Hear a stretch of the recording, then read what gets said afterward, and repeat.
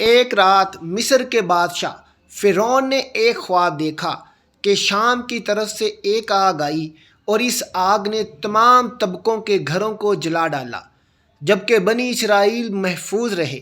دہشت کے عالم میں بیدار ہونے کے بعد فرعون نے تمام کاہنوں اور نجومیوں کو جمع کر کے اپنا خواب بیان کیا۔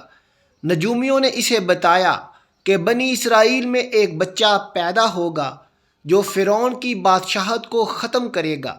وہ بچہ کون تھا اور اس نے فرعون کی بادشاہت کا خاتمہ کر کے مصر کی تاریخ کو کیسے بدل ڈالا؟ اس ویڈیو میں ہم فرعون کے خواب اور اس پر اسرار بچے کے متعلق جانیں گے۔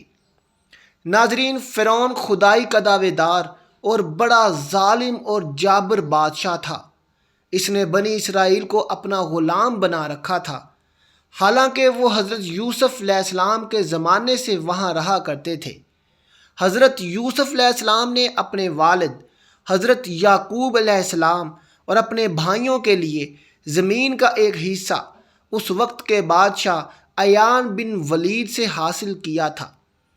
حضرت یعقوب علیہ السلام کی یہی نسل بنی اسرائیل کہلائی، جو کہ مصر میں خوب بڑھی پلی۔ یہ لوگ حضرت یعقوب علیہ السلام کے دین کے پیروکار تھے، لہٰذا اس وقت اللہ کے نزدیک یہ بہترین جماعت تھی۔ انہوں نے فرعون کو سجدہ کرنے اور اسے اپنا رب ماننے سے انکار کر دیا تھا۔ اسی وجہ سے بادشاہ اور اس کے حواری ان پر ظلم و ستم کے پہاڑ ڈالتے رہے اور ان سے گھٹیا کام کرواتے تھے۔ فرعون نے جب اپنا خواب کاہنوں اور نجومیوں کو بتایا تو انہوں نے اس کی تعبیر یہ بتائی کہ بنی اسرائیل میں ایک بچہ پیدا ہوگا اور اس کے ہاتھوں اہل مصر کی ہلاکت ہوگی۔ بنی اسرائیل کے ہاں بھی شروع سے یہی بات مشہور تھی، لہذا اس خواب کے بعد وہ مزید فکر مند ہو گیا اور اس نے حکم جاری کر دیا کہ بنی اسرائیل میں تمام پیدا ہونے والے لڑکے قتل کر دیے جائیں۔ اس حکم کے مطابق فرعون کے حواری اور اس کے سپاہیوں نے ہر ممکن قدم اٹھایا تاکہ کوئی بھی نومولود لڑکا زندہ نہ بچ سکے، لیکن اللہ کے فیصلے اٹل ہوتے ہیں۔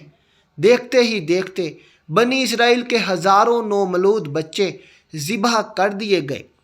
پھر ایک وقت وہ آیا جب سرداروں نے یہ کہا کہ اگر بنی اسرائیل کے لڑکوں کا اسی طرح قتل عام ہوتا رہا تو ہمیں آئندہ خدمتگار ملنا مشکل ہو جائیں گے، اور پھر ہمارے یہ کمتر، گھٹیا اور غلیظ کام کون کرے گا؟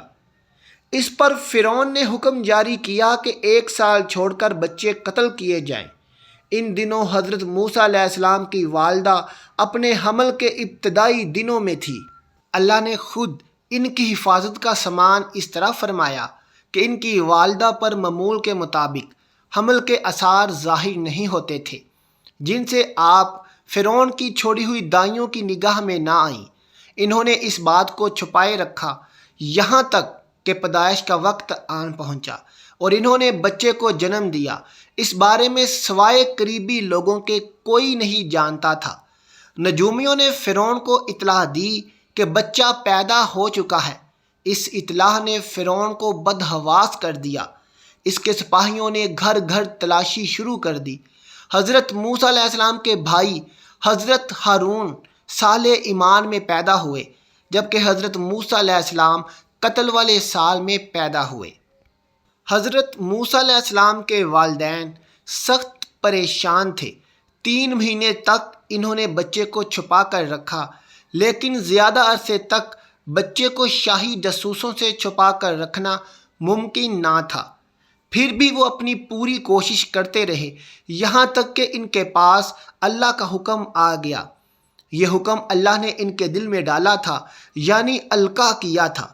حضرت موسیٰ علیہ السلام کی والدہ کے دل میں خیال آیا کہ تابوت کی طرح ایک صندوق بنایا جائے اور اس بچے کو اس صندوق میں رکھ کر دریائے نیل کے بہاؤ میں چھوڑ دیا جائے۔ حضرت موسیٰ علیہ السلام کی ماں نے اللہ کے حکم کے مطابق بچے کو صندوق میں رکھا اور دریائے نیل میں چھوڑ دیا۔ ساتھ ہی ساتھ موسیٰ علیہ السلام کی بہن سے کہا کہ تم اس کے پیچھے پیچھے چلتی جاؤ۔ لہذا وہ دریائے نیل کی موجوں میں چلے اور ان کی بہن کنارے کنارے چلتی گئی، اپنے بھائی کی نگرانی کرتے جا رہی تھی کہ دریا میں ڈالنے کے بعد وہ کہاں جاتے ہیں۔ صندوق بہتا ہوا فرعون کے محل کے تالاب میں پہنچ گیا۔ وہاں فرعون کی بیوی ملکہ اور اس کی کنیزیں لطف اندوز ہو رہی تھی کہ صندوق پر ملکہ کی نظر پڑی۔ اس نے کنیزوں کو حکم دیا کہ صندوق کو تالاب سے نکال لاؤ۔ صندوق کھولا گیا تو اس میں ایک خوبصورت بچہ آرام سے لیٹا ہوا انگوٹھا چوس رہا تھا۔ ملکہ بہت خوش ہوئی، اس کی آنکھوں میں ممتا اتر آئی، شفقت اور محبت سے بچے کو گود میں لے لیا۔ ملکہ نے سوچا کہ اس بچے کو بیٹا بنا کر پالنا چاہیے۔ محل میں کسی نے خدشہ ظاہر کیا کہ یہ بچہ بادشاہ کی سلطنت کو ختم کرنے کا سبب بھی بن سکتا ہے۔ فرعون کے دل میں بھی یہ خیال آیا کہ کہیں یہ بچہ بنی اسرائیل کا وہ لڑکا ہی نہ ہو جس کے بارے میں نجومیوں نے پیشین گوئی کی تھی۔ لیکن فرعون کی بیوی نے کہا کہ یہ بھی تو ہو سکتا ہے کہ یہ بچہ ہماری آنکھوں کی ٹھنڈک بنے یا ہم اس کو اپنا بیٹا بنا لیں۔ اس پر فرعون نے کہا، یہ صرف تیری آنکھوں کی ٹھنڈک ہے، میری نہیں۔ میں نہیں چاہتا کہ بنی اسرائیل کا کوئی بچہ میری نگرانی میں پلے، لہذا یہ صرف تیری ہی آنکھوں کی ٹھنڈک ہے۔ دوستو، یہاں پر حضرت ابن عباس رضی اللہ تعالیٰ عنہ فرماتے ہیں کہ اگر فرعون یہ بات کہہ دیتا کہ یہ میری بھی آنکھوں کی ٹھنڈک ہے تو اللہ تعالیٰ اسے ہدایت دے دیتا، لیکن اس نے یہ کہا کہ یہ صرف تیری آنکھوں کی ٹھنڈک ہے۔ ملکہ نے اس بچے کا نام موسیٰ رکھا، جس کے معنی ہے وہ شخص جسے پانی سے نکالا گیا ہو۔ بچے کو جب محل میں لے جایا گیا تو اس نے دودھ کے لیے رونا شروع کر دیا۔ بچے کے پاس دودھ پلانے والیاں لائی گئیں، لیکن بچے نے کسی عورت کا دودھ نہیں پیا۔ جو عورت بھی آپ کو دودھ پلانے کی کوشش کرتی وہ ناکام ہو جاتی۔ ادھر موسیٰ علیہ السلام کی بہن دور کھڑی یہ سب مناظر دیکھ رہی تھی۔ موسیٰ علیہ السلام کی بہن نے فرعون کی بیوی سے جا کر کہا، کیا میں تمہیں ایسا گھر نہ بتاؤں جو اس بچے کی تمہارے لیے پرورش کریں اور وہ اس بچے کی خیر خواہ ہو، اس لیے کہ وہ ایک غریب گھرانہ ہے۔ جب انہیں معلوم ہوگا کہ یہ بچہ فرعون کے گھر سے آیا ہے تو انہیں انعام و کرام ملنے کی امید رہے گی۔ اس گھر میں نیک سیرت خاتون ہے، وہ اس بچے کو بخوبی دودھ پلانا قبول کرے گی۔ فرعون کی بیوی نے کہا، چلو ٹھیک ہے، لہذا آپ کی بہن انہیں گھر لے کر آئی۔ والدہ محترمہ نے بچے کو دودھ پلایا تو آپ نے فوراً دودھ پینا شروع کر دیا۔ اب چونکہ بچے نے کسی اور عورت کا دودھ پینا قبول نہیں کیا تھا، اس لیے وہ خود بچے کو لے کر آتے تھے۔ اس طرح موسیٰ علیہ السلام کی والدہ کا بے حد احترام ہونے لگا۔ اس طرح حضرت موسیٰ علیہ السلام شاہی محل میں پرورش پا کر جوان ہو گئے اور پورے توانا ہو گئے۔ لہذا اللہ نے آپ کو نبوت کے منصب پر فراز کیا۔ آپ نے بنی اسرائیل کو فرعون سے آزادی دلائی اور مصر سے نکل گئے۔ فرعون بنی اسرائیل کو ختم کرنے کے لیے لشکر لے کر روانہ ہوا۔ جب بنی اسرائیل بحر احمر کے قریب پہنچے تو اللہ تعالیٰ نے ان کے لیے دریا کے بیچ سے رستہ کھول دیا۔